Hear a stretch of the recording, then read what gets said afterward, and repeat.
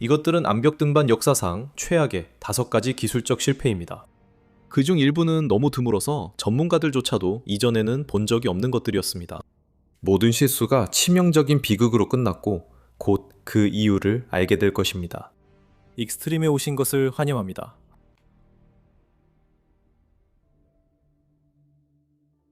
대부분의 사람들이 그리스를 떠올릴 때 하얀 건물, 푸른 바다, 따뜻한 햇살, 그리고 바다에 흩어져 있는 작은 섬들을 생각합니다.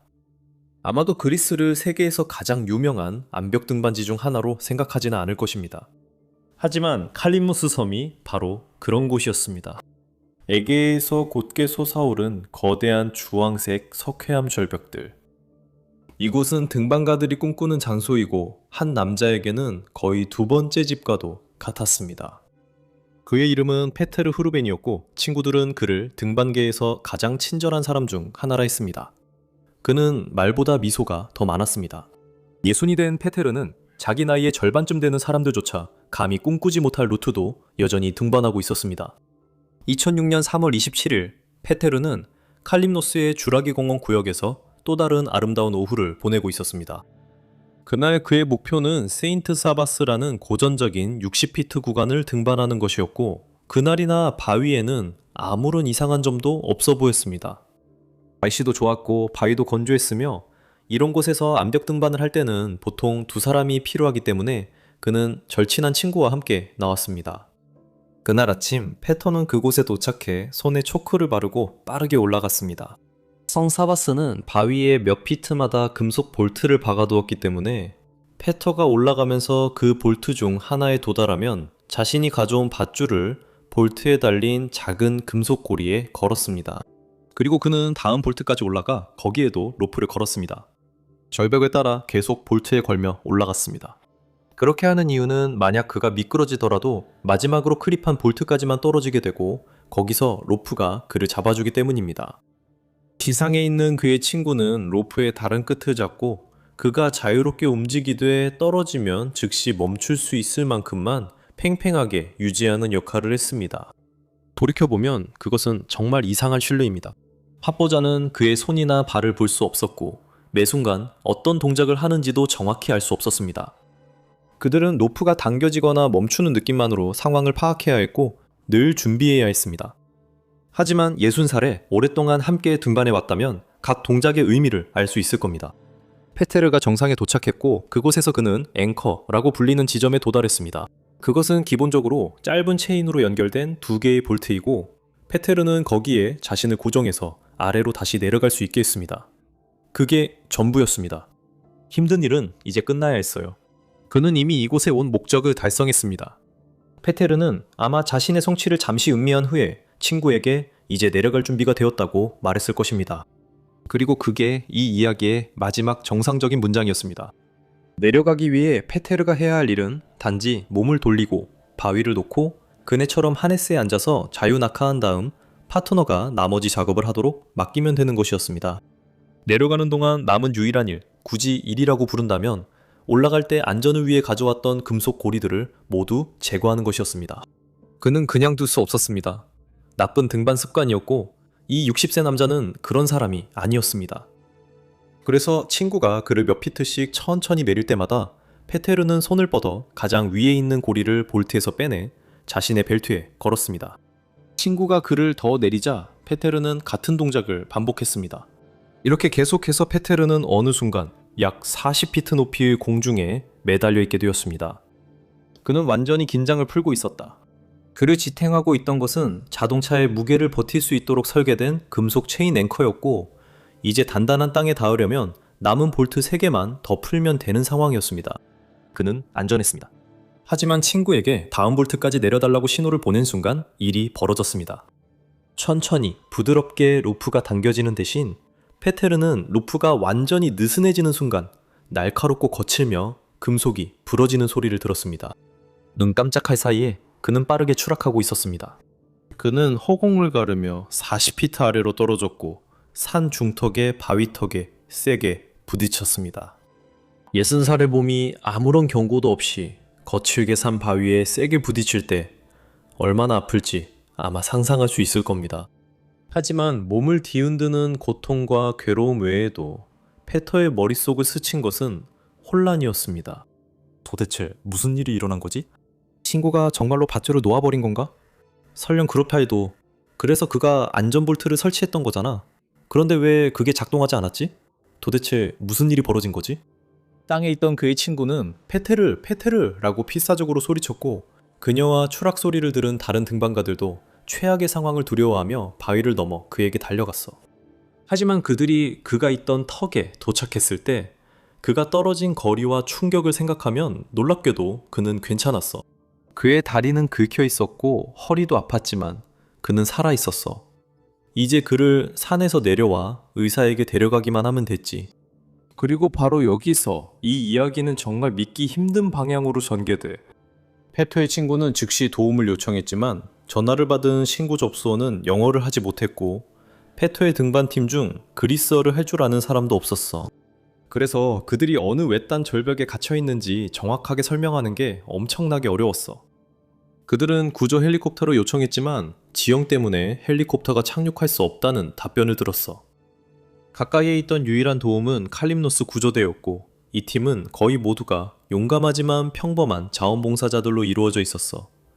이 구조대가 페테르가 있던 곳까지 등반하는데 2시간 반이 넘게 걸렸지. 페테르는 오후 3시 30분에 추락했어. 마침내 그를 들것에 묶고 내려오기 시작했을 때는 해가 지고 있었어. 그거 3시간 넘게 극심한 고통 속에 있었다는 뜻이고 내려오는 길에는 상황이 더 혼란스러워졌어. 사고 현장까지 가는 길이 없었어. 구급차도 들어올 수 없었어. 그래서 자원봉사자들은 좁고 바위 투성이 산길을 따라 페테르를 손으로 들고 옮길 수밖에 없었어. 그들은 들것을 떨어뜨리지 않으려고 가파른 구간을 지나갈 때마다 여러 번 멈춰서면서 느리고 힘든 걸음으로 옮겼어. 전문적이라고는 할 수 없는 상황이었지. 한 목격자는 구조대원이 이동하는 동안 가방에서 의료용품이 쏟아지는 것을 봤다고 말했어. 어느 순간 페터가 구토를 시작하자 누군가 그가 지식하지 않도록 근처에 있던 가방을 급히 집어 건네줬어. 밤 9시가 되었을 때 어둠 속에서 몇 시간 동안 산비탈을 조금씩 내려왔지만 그들은 아직 대기 중인 구급차까지 절반밖에 오지 못했어. 하지만 페터의 몸은 이미 한계였어. 그는 천천히 의식을 잃었다가 되찾기를 반복했고 안타깝게도 5시간 넘게 땅에 계속 부딪힌 끝에 페터 하우브레는 병원으로 가는 길에 세상을 떠났어. 당연히 암벽 등반 사고는 거의 항상 어떤 형태로든 인간의 실수가 개입되어 있어. 그래서 조사관들이 그날 무슨 일이 있었는지 조사하기 시작했을 때 그들은 분명히 그가 뭔가를 잘못 클립했거나 아니면 매듭이 풀렸거나 그런 걸 발견할 거라고 예상했어. 하지만 전 세계 등반가들이 실제로 무슨 일이 있었는지 알았을 때 두려움에 떨었어. 설명해줄게. 페터가 떨어진 이유는 절벽 꼭대기에서 그를 지탱하던 금속 앵커가 부러졌기 때문이야. 하지만 그건 도저히 말이 안 됐어. 앵커, 볼트는 등반 세계에서 가장 신뢰할 수 있는 장비 중 하나야. 그것들은 수십 년 동안 견디도록 만들어졌어. 일부 제조업체들은 암석이 건조하고 조건이 정상이라면 50년은 거뜬하다고 말하기도 해. 하지만 칼림노스는 평범한 곳이 아니야. 칼림노스는 에게해 바로 옆에 위치해 있어서 그 석회암에 박힌 모든 볼트가 평생 동안 짠 바닷바람을 맞으며 살아가게 돼. 그리고 소금기가 금속 안 깊숙이 스며들면 작은 균열들이 생기기 시작해서 안쪽에서 바깥쪽으로 점점 퍼져나가. 하지만 겉으로 보기만 해서는 전혀 알 수 없어. 그리고 세인트 사바스의 볼트들은 2002년부터 그 바위에 박혀 있었어. 그건 24년 동안 같은 소금기 있는 공기가 조용히 그 볼트들을 갉아먹고 있었다는 거야. 하지만 더 심각한 게 있어. 볼트가 파손되는 일이 전혀 없는 건 아니야. 아주 드물긴 하지만 실제로 일어나. 정말 드문 일은 한 볼트가 고장나고 바로 그 아래 볼트가 곧바로 부러지는 거야. 그걸 연속 파손이라고 하는데 이 스포츠에서 번개를 2번 받는 것과 가장 비슷한 일이야. 페터는 평생 한 번 일어날까 말까한 기이한 사고로 목숨을 잃었고 그는 그 사고에 대해 아무것도 할 수 없었어. 그의 죽음은 섬의 많은 것을 바꿨다. 10개의 서로 다른 클라이밍 구역이 폐쇄되었고 그 안에 있는 모든 볼트가 점검되었어. 그의 모국 클라이밍 연맹은 그가 이미 세상을 떠난 후에 명예회원 자격을 주었어. 누군가가 그의 이름으로 같은 리볼팅 작업을 체코로 다시 가져오기 위해 모금 활동을 시작했어. 하지만 그 어떤 것도 그저 등반을 원했고 모든 것을 올바르게 했던 60살의 이 남자를 다시 데려올 수는 없었어. 이 5 이야기 끝까지 함께 해줘. 뒤로 갈수록 더 심각해지거든. 이 말은 가볍게 하는 게 아니야. 이 영상을 만들기 위해 조사하면서 접한 AI 중 마지막에 나온 한 이야기가 아직도 머릿속에 남아있어. 그 이야기가 내가 이 영상을 만들고 싶었던 이유야. 정말 가슴 아프고 끔찍한 이야기야. 이 영상을 보는 부모라면 특히 더 힘들 거야. 계속 봐줘. 이제 그 이야기로 가고 있으니까. 자, 만약 페터의 이야기를 통해 얻은 교훈이 아무리 조심해도 지나치지 않다라면 그 결론에 도달하기 전에 한 번 더 신중하게 생각해봐. 왜냐하면 페터가 추락하기 2년 전 엘라베마의 체로키 락빌리지에서 18살의 한 등반가가 등반가들이 좋아하는 그 커다란 사암 벽에서 전혀 다른 문제에 직면하게 되었거든. 그녀의 이름은 위퉁장이었지만 모두가 그녀를 페이라고 불렀어. 솔직히 말해서 페이는 페터와는 전혀 비교할 수 없는 사람이었지. 그녀는 18살이었고 이번이 야외에서 등반하는 2번째 경험이었어. 그리고 페터와 달리 페이는 탑로핑을 하고 있었어. 이 말은 그녀가 정상에 고정된 로프에 매달려 있다는 뜻이야. 로프는 그녀에게 내려왔다가 다시 절벽 가장자리를 넘어 올라가고 다른 한쪽 끝을 잡고 있는 사람에게 내려가. 이렇게 하면 그녀가 미끄러져도 거의 움직이지 않아. 이 방법은 초보자에게 가장 안전해. 미끄러져도 실제로 떨어지지 않아. 로프가 위에 있어서 계속 널 잡아주고 있어. 페이는 그날 그녀의 그룹에서 미스티라는 루트를 마지막으로 등반한 사람이었어. 그리고 그녀가 올라가면서 그녀의 그룹, 다른 사람들이 올라갈 때 벽에 걸어두고 간 장비들도 함께 수거하고 있었어. 이 루트의 맨 꼭대기에는 앵커가 있었어. 하지만 페터가 걸었던 체인 대신 이곳에는 머스키 훅이라는 것이 사용되고 있었어. 이건 바위에 박혀있는 2개의 크고 튼튼한 강철 훅으로 작은 스프링 게이트가 달려있어. 여기서의 아이디어는 그냥 로프를 훅 안에 떨어뜨리면 게이트가 딸깍 닫혀서 로프가 빠져나올 수 없게 된다는 거야. 이미 엄청나게 안전하지만 기억해, 페이는 초보자였어. 그녀의 친구들은 페이를 아끼며 더욱 안전하게 지키고 싶어 했어. 그래서 페이가 거기 올라가기 전에 그녀의 친구들은 그 최상단 앵커에 장비를 하나 더 추가했어. 그들은 2 갈고리 사이에 잠금식 금속 카라비너를 하나 더 걸었어. 로프가 절대 빠지지 않도록 백업으로 추가한 거지. 그들은 자신들이 치명적인 실수를 할 수 있는 정확한 조건을 만들어냈다는 사실을 전혀 몰랐어. 페이가 루트 꼭대기에 도착하자 정말 신이 났다. 그녀는 아마도 그곳에서 잠시 경치를 감상했을 거야. 그리고 내려갈 시간이 되었을 때 그녀는 자신이 해야 할 일이 바로 그 추가 잠금 카라비너를 빼고 2개의 무스키후크가 제 역할을 하도록 남겨두고 아래에 있는 로프가 자신의 몸무게를 받도록 하는 것임을 정확히 알고 있었지. 그리고 그녀는 그렇게 했어. 페이는 친구에게 신호를 보내고 로프에 몸을 기대며 안전하게 내려가길 기대했어. 그런데 로프가 벽에서 완전히 빠져버렸고 페이는 아무 말이나 행동을 할 틈도 없이 27m 아래 땅으로 곧장 떨어졌어. 바로 로프를 잡고 있던 친구 옆이었지. 사람들이 즉시 달려왔어. 그날 절벽에는 의사도 있었는데 그 의사도 달려와서 도와줬지. 하지만 27m 높이에서 바위로 떨어진 건 너무 심했어. 아무도 어쩔 수 없는 상황이었지. 페이는 그 자리에서 즉사했어. 하지만 이건 고정장치 실패 이야기가 아니었어.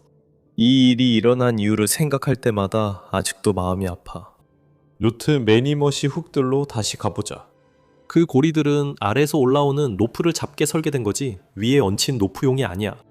하지만 추가 카라비너를 빼려면 페이는 로프를 몇 센티미터 들어 올려 손가락으로 로프를 감쌀 수 있을 만큼만 올려야 했어. 그리고 그 2초 동안 로프는 게이트 아래에 있던 위치에서 위로 올라가게 됐어. 지상에 있던 친구는 그 차이를 알아차릴 수 없었어. 누구라도 그랬을 거야. 그래서 페이가 몸을 뒤로 기댔을 때 그녀의 체중이 고리들이 버티지 못하는 한 지점의 로프에 실린 거야.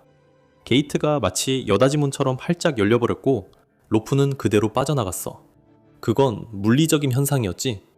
그리고 이 사고에서 가장 슬픈 점은 추가적인 안전장치가 되어야 했던 카라비너가 바로 그녀가 처음에 로프를 들어 올려야 했던 정확한 이유였다는 거야.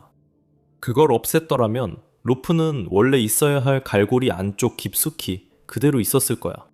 아무도 잘못한 게 없어. 그들은 친구를 사랑했고 그녀가 안전하길 바랐어. 그런데 바로 그 점이 이 아름다운 젊은 여성의 생명을 앗아간 거야. 이제 알겠지? 암벽 등반에서 가장 큰 위험은 잘못된 장비를 믿는 거야.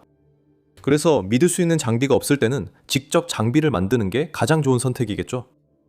그게 바로 2019년 10월 8일 기술종사 피터 크레인스가 아이다호 보이시 근처의 검은 절벽에 나갈 때 염두에 두었던 생각이었어요. 피터는 미 공군의 6일간 산악훈련이 한창 진행 중인 가운데 소대와 함께 있었습니다. 군대는 피터처럼 준군사 구조대원들에게 정기적으로 등반을 가르칩니다. 때때로 헬리콥터가 부상자가 있는 곳에 착륙할 수 없을 때가 있는데 그럴 때 피터가 투입됩니다. 그날 그들은 아침 11시쯤부터 등반을 하고 있었습니다. 그날은 이미 늦은 시간이었고 이번 세션의 마지막 훈련으로 3명이 50피트 절벽 꼭대기에서 하강을 한 뒤 집으로 돌아갈 예정이었습니다. 하강은 등반과 거의 반대입니다. 바위를 올라가는 대신 로프를 이용해 다시 아래로 내려오는 것입니다. 로프를 산에 고정하는 장치가 제자리에만 잘 있으면 하강은 꽤 간단한 일입니다. 그 그룹은 절벽 꼭대기로 가보니 이미 다른 팀이 고정 앵커를 두고 있었습니다. 대부분 등반가들은 별 생각 없이 그 앵커에 로프를 연결했을 것입니다. 하지만 피터는 쭈그려 앉아 그것을 살펴본 뒤 마음에 들지 않는다며 사용하지 않기로 했습니다. 아무도 정확한 이유는 모릅니다. 아마 오래되어 보였거나 아니면 그냥 그의 직감이었을지도 모릅니다. 그 남자에게는 집에 돌아가야 할 아이와 임신 20주 된 아내가 있어 위험을 감수할 생각이 없었을지도 모릅니다. 무엇이었든 피터는 그룹 내 경험이 적은 등반가들에게 그것을 믿으라고 하기가 내키지 않았습니다. 그래서 그는 바위 틈에 2개의 매우 강한 금속 장비를 깊이 끼워 넣어 자신의 앵커를 만들었습니다. 그는 그 2 장비를 튼튼한 로프로 묶어서 가운데에 마스터 로프를 만들었습니다. 마지막으로 절벽 가장자리에 서 있었기 때문에 피터는 자신의 안전 하네스를 마스터 로프에 있는 그 앵커에 연결해서 팀원들이 하강하는 동안 자신이 떨어지지 않도록 했습니다. 피터와 팀원들은 점검했고 모두 견고해 보였습니다. 첫 번째, 공군대원은 자신의 로프를 피터의 앵커에 연결하고 뒤로 물러서서 절벽을 내려가 안전하게 지상까지 하강했습니다. 완벽해. 이어 2번째 공군대원이 나와 로프를 연결하고 몸을 뒤로 젖혀 절벽을 미끄러지듯 내려갔습니다. 피터는 안전 고정장치에 묶인 채 위에서 팀원이 내려가는 것을 지켜봤습니다. 하강자는 땅에서 약 15피트 정도 남았을 때까지 부드럽게 내려갔습니다. 그때 피터의 고정장치 한쪽이 바위에서 그대로 뽑혀버렸습니다. 피터가 미리 바위에 장비 2개를 끼워 넣는 선견지면이 없었다면 정말 끔찍했을 겁니다. 이 방식은 이중 앵커 구축이라고 하며 하나가 실패해도 다른 합보물이 등반가를 보호합니다. 하지만 실제로는 그렇지 않았습니다. 로프에 매달린 등반가는 처음에 갑자기 몇 피트 아래로 떨어졌고 그 직후 또 한 번 큰 쾅 소리와 함께 남은 15피트를 그대로 땅으로 추락했습니다. 그는 흙바닥에 떨어졌지만 다치지 않고 일어섰습니다. 하지만 그는 땅에서 먼지를 털며 위를 올려다보았고 피터가 보호장치 없이 공중에서 떨어지는 모습을 봤습니다. 그리고 그는 무슨 일이 일어나고 있는지 생각할 틈도 없이 피터가 아무런 준비도 없이 거친 절벽바닥에 세게 부딪히는 것을 보았습니다. 피터의 팀원들은 바로 그에게 달려갔습니다. 이들은 말 그대로 군 전체에서 최고의 외상 의무병들이었습니다. 세상에서 피터를 살릴 수 있는 사람이 있다면 그날 오후 그의 곁에 있던 남자들이었습니다. 그들은 심폐소생술을 했고 심지어 절벽 옆에서 바로 응급외과적 기도 확보술까지 시행했습니다. 하지만 피터는 53피트 높이에서 떨어졌습니다. 그의 부상은 너무 심각했습니다. 피터 크레인스는 현장에서 사망했습니다. 그는 33세였습니다. 피터가 그 앵커를 만들었을 때 그는 두꺼운 금속 조각 2개를 바위에 끼워 넣고 끈으로 묶어 V자 모양을 만들었습니다. 그 2 금속 조각이 끈에 매달린 사람의 무게를 나눠서 지탱하도록 한 것이었습니다. 하지만 그 금속 조각 중 하나가 빠져나가자 둘을 연결하던 끈은 더 이상 V자 모양으로 팽팽하게 당겨지지 않았습니다. 그 끈은 스트레스로 인해 갑자기 끊어진 엘리베이터 케이블처럼 곧장 아래로 내리꽂혔습니다. 그리고 피터가 자신의 안전 하네스를 바로 그 장비에 묶어두었기 때문에 고정장치가 풀리면서 생긴 관성에 의해 피터 역시 그대로 절벽 아래로 끌려 내려갔습니다. 이 이야기에서 가장 슬픈 건 왜 이런 일이 생겼는지입니다. 조사관들은 피터가 사용한 균열이 현무암 절벽 꼭대기 근처였음을 밝혔습니다. 겉보기에는 그 바위가 단단해 보였지만 현무암 절벽 꼭대기 근처의 바위는 보이는 것보다 훨씬 더 많이 갈라져 있는 경우가 많습니다. 마치 갓 구운 빵의 껍질처럼 겉은 단단하지만 속은 더 쉽게 부서질 수 있는 것과 비슷합니다. 첫 번째 확보물이 빠지면서 그 갑작스러운 움직임이 두 번째 확보물 주변 바위까지 약하게 만들었을 수 있습니다. 그가 딱히 잘못한 건 없었지만 아주 작은, 거의 중요하지 않아 보이는 한 가지 사소한 부분이 그의 목숨을 앗아갔습니다. 피터 이후로 기술적 실패의 최악 상황을 이미 경험했다고 생각할 수 있습니다. 아직 아닙니다. 에우론 크롭에게 일어난 일은 경험 많은 등반가들도 고개를 젓게 할 정도입니다. 2002년 9월 30일 에우론은 프렌치맨 쿨리라는 곳에서 등반을 하고 있었습니다. 워싱턴주에서 그의 절친과 함께 그를 그렇게 유명하게 만든 일을 뛰어넘고 있었습니다. 그는 친구 우르단과 전통 등반 중이었습니다. 전통 등반은 솔직히 한 번도 본 적이 없다면 조금 이상해 보일 수 있습니다. 왜냐하면 다른 사람이 이미 산에 박아놓은 볼트에 클립을 거는 대신 캠이라고 불리는 금속 장치를 사용해서 올라가기 때문입니다. 캠은 정말 기발하게 설계된 작은 장비입니다. 트리거를 당기면 금속 측면이 안으로 모입니다. 암벽의 틈에 캠을 밀어넣고 트리거를 놓으면 스프링이 금속 측면을 틈 양쪽에 강하게 밀어붙입니다. 그리고 로프를 캠의 클립으로 연결합니다. 만약에 떨어지면 아래로 당겨지는 힘이 금속을 더 확장시켜서 암벽을 더 강하게 잡아줍니다. 그래서 유론이 올라갈 때마다 몇 피트마다 멈춰서 암벽의 틈을 찾고 허리띠에서 캠을 꺼내 그 틈에 끼운 다음 로프를 그 캠에 클립으로 연결했습니다. 그리고 몇 피트 더 올라가 또 다른 틈을 찾아 같은 과정을 반복했습니다. 유로는 이 과정을 등반 루트의 거의 맨 위, 즉 가장 어려운 구간까지 계속했습니다. 어느 순간 유로는 잡을 꼴을 찾지 못해 손이 미끄러졌고 결국 떨어지고 말았습니다. 그것은 예상된 일이었습니다. 최고의 등반가들도 가끔 미끄러집니다. 특히 바위가 넓거나 미끄러울 때 더욱 그렇죠. 그래서 그들은 최근 몇 분간 보호장비를 설치한 것입니다. 그의 몸무게가 로프에 실리자 맨 위 캠이 그를 잡아야 했지만 캠이 곧바로 균열에서 빠졌습니다. 아마 그 순간 유로는 놀랐겠지만 당황하지는 않았을 겁니다. 이미 그 캠 아래에 또 다른 캠들을 설치해 두었기 때문입니다. 여러 개의 장비를 설치하는 핵심은 하나가 다른 하나를 보조해주기 위해서입니다. 그가 떨어질 때 로프가 다음 캠에 단단히 걸렸습니다. 잠시 모든 것이 제대로 작동하는 듯 보였습니다. 그 후 거의 아무도 예상하지 못한 일이 벌어졌습니다. 밧줄을 그 장비에 연결하던 금속 클립이 반으로 부러졌습니다. 그를 막아줄 것이 아무것도 남지 않자 유로는 거의 60피트 아래에 바위로 떨어졌습니다. 그의 등반 파트너가 즉시 달려왔지만 아무도 할 수 있는 일이 없었습니다. 세계 최고의 등반가 중 한 명이 그렇게 떠나버렸습니다. 조사관들은 그 일이 어떻게 일어났는지 궁금해했습니다. 에우론이 첫 장비를 잘못 설치했는지 아니면 카라비너에 문제가 있었는지 조사관들은 궁금해했습니다. 알고 보니 여기서 일어난 일은 제가 평생 읽어본 것 중 가장 불운한 일 중 하나였습니다. 첫 번째 캠부터 시작해봅시다. 캠은 접힌 우산과 비슷하답니다. 작게 접어서 좁은 틈에 밀어넣고 놓아주기만 하면 됩니다. 그러면 캠이 튀어나와서 틈의 양쪽을 눌러줍니다. 그게 전부입니다. 그게 바로 이 장치의 전부예요. 손잡이를 더 세게 당길수록 펼쳐진 우산이 양쪽 벽에 더 단단히 고정됩니다. 접착제로 붙어있는 게 아니라 그냥 끼워져 있는 거고 더 세게 당길수록 그 고정력이 더 강해집니다. 정말 영리한 작은 발명품이고 대부분의 경우에 아주 훌륭하게 작동합니다. 하지만 캠은 짜증나는 버릇이 하나 있습니다. 클라이머들은 그것을 워킹이라고 부릅니다. 솔직히 이걸 가장 잘 설명하는 방법은 빗자루를 벽에 기대어 놓는 상황을 상상하는 겁니다. 겉보기에는 멀쩡해 보이지만 누군가가 지나갈 때마다 빗자루가 조금씩 또 조금씩 또 조금씩 미끄러지다가 결국에는 더 이상 원래 있던 자리에 있지 않게 됩니다. 캠도 아주 비슷한 일을 합니다. 등반할 때 로프가 캠 주위를 움직이면서 캠을 계속해서 부드럽게 당깁니다. 대부분의 경우에는 아무 일도 일어나지 않지만 가끔씩 캠이 천천히 움직여서 더 넓은 크랙 쪽으로 들어가게 되고 그곳에서는 더 이상 제대로 고정되지 못하게 됩니다. 조사관들은 아마도 여기서 그런 일이 일어났다고 보고 있습니다. 유론이 가장 신뢰했던 캠이 그가 떨어지기 전에 조용히 움직였던 것입니다.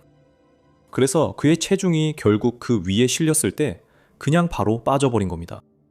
하지만 그렇다고 그가 죽으면 안 됐죠. 제 말은 한번 생각해보세요.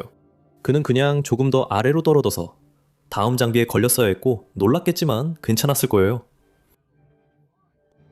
그래서 등반 시 여러 장비를 설치하는 겁니다. 그리고 잠깐 동안 바로 그 일이 일어났어요. 그의 로프가 아래쪽 캠에 팽팽히 걸렸어요. 그 캠은 버텼지만 그의 로프를 그 캠에 연결한 두꺼운 금속 고리가 곧 깔끔하게 반으로 부러졌어요. 그 부분은 조사관들이 지금까지도 믿기 힘들어하는 부분이에요. 카라비너는 절대 부러지지 않아요. 평생 등반해도 그런 일은 한 번도 못 볼 거예요. 표준 카라비너는 5,000저 파운드 이상의 하중을 견디도록 설계되었습니다. 카라비너 하나로 피거 트럭도 매달 수 있어요. 그리고 유로는 키가 6피트 3인치의 근육질의 큰 남자였지만 분명히 5,000파운드까지 나가지는 않았어요. 그렇게 튼튼한 금속 조각이 어떻게 반으로 부러질 수 있었을까요?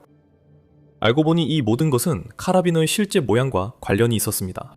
자물쇠를 떠올려 보세요. 다친 자물쇠는 견고합니다. 자물쇠를 잡아당기거나 매달리거나 온몸에 무게를 실어도 자물쇠는 끄떡없습니다. 왜냐하면 금속이 하나의 완전한 고리를 이루고 있고 그 원을 끊는 것이 아무것도 없기 때문입니다. 이제 같은 자물쇠를 상상해보세요. 단 작은 걸쇠가 완전히 잠기지 않은 상태입니다. 겉보기에는 닫혀있는 것처럼 보이지만 닫혀있어야 할 부분에 아주 미세한 틈이 있습니다. 그런 자물쇠를 잡아당기면 힘이 전체 고리로 고르게 퍼지는 대신 약한 이음새 한 곳에만 집중됩니다. 그 부분만이 힘을 못 견디는 곳입니다. 캐러비너의 게이트가 바로 그 걸쇠입니다. 게이트를 완전히 닫으면 카라비너는 기본적으로 단단한 고리가 되지만 게이트가 아주 조금이라도 완전히 닫히지 않으면 그 고리는 더 이상 진짜 고리가 아닙니다. 그건 약한 부분이 있는 구부러진 금속 조각일 뿐입니다. 그리고 바로 그 약한 부분이 충분한 힘이 가해지면 망가지게 되는 지점입니다. 조사관들이 유론의 장비를 회수했을 때 그 카라비너의 게이트에는 거의 손상이 없다는 것을 발견했습니다. 만약 완전히 닫힌 상태에서 강한 충격을 받았다면 뚜렷한 변형 흔적이 보여야 했을 겁니다. 이 점은 조사관들에게 그 카라비너가 아마도 열려 있었거나 유론의 체중이 실리는 바로 그 순간에 강제로 열렸다는 것을 시사했습니다. 그래서 평소라면 수천 파운드의 무게를 버틸 수 있었던 카라비너가 그냥 버티지 못하고 부러진 겁니다. 이게 얼마나 믿기 힘든 불운인지 상상되나요? 먼저 캠이 조용히 더 약한 위치로 이동합니다. 그리고 유론이 쓰러집니다. 그리고 그 캠이 빠져나옵니다.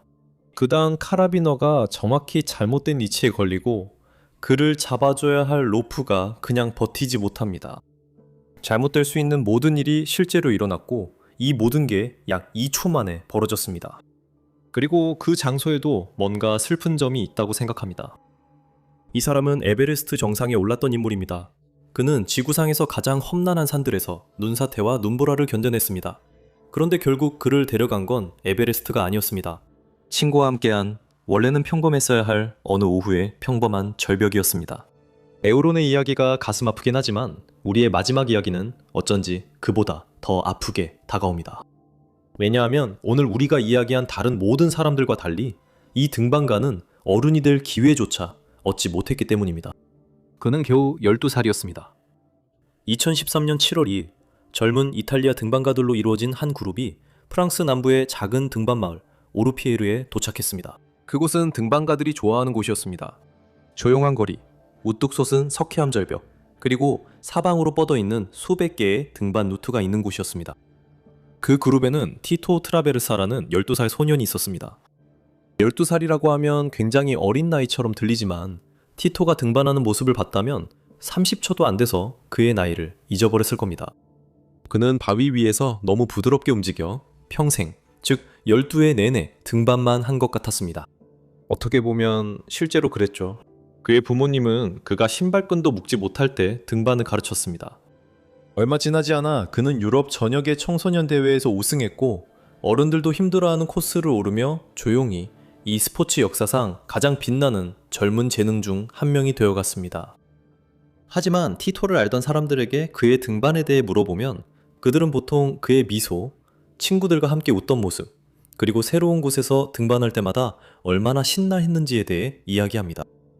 결국 그날 아침에도 그는 여전히 친구들과 재미있게 노는 한 소년이었으니까요. 오늘은 그에게 정말 중요한 날이었습니다.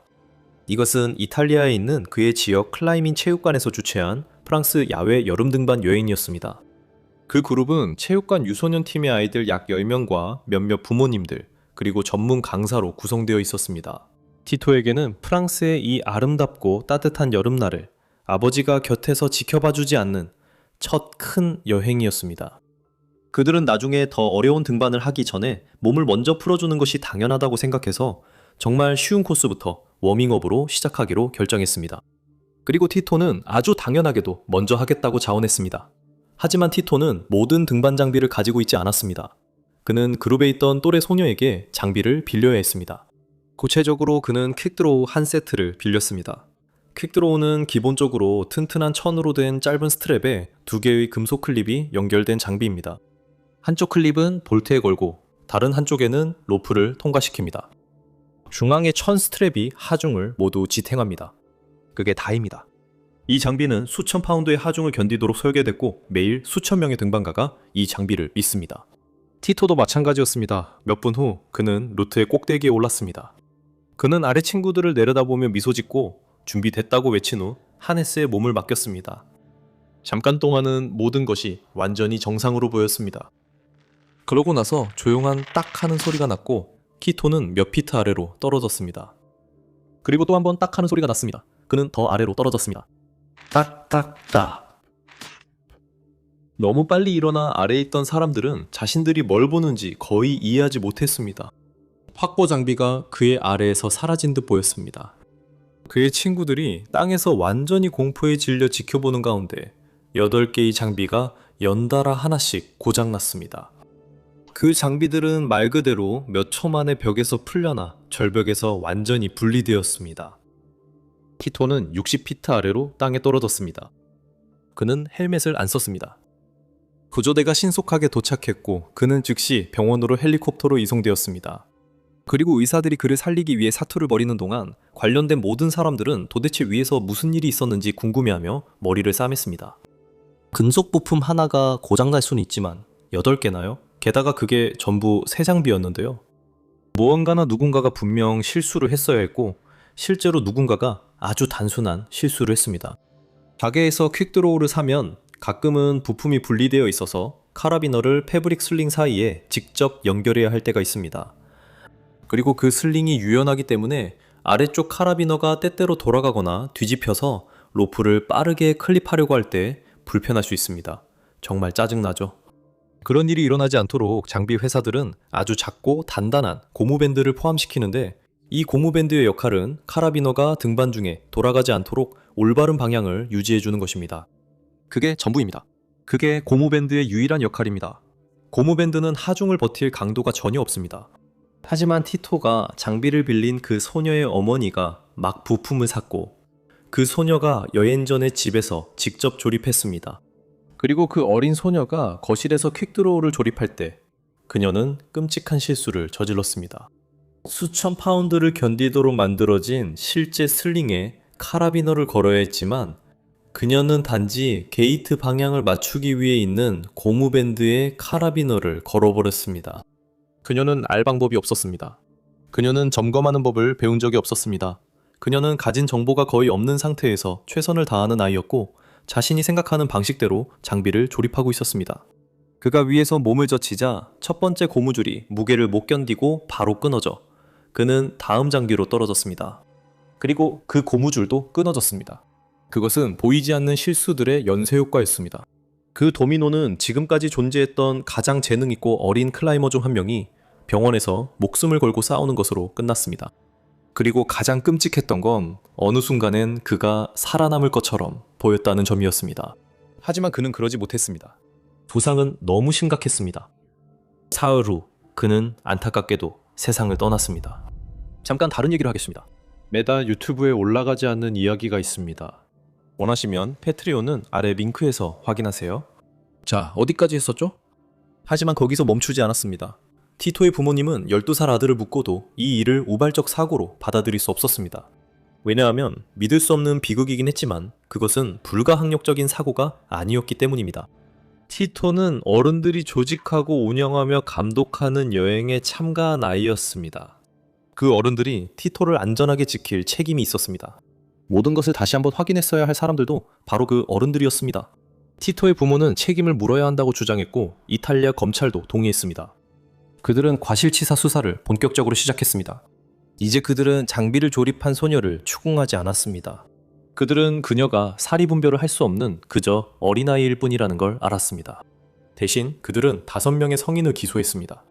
그날 절벽에 바로 서 있던 강사들, 등반 동호회 매니저, 그리고 명확한 안전지침 없이 장비를 판매한 제조업체까지 기소했습니다.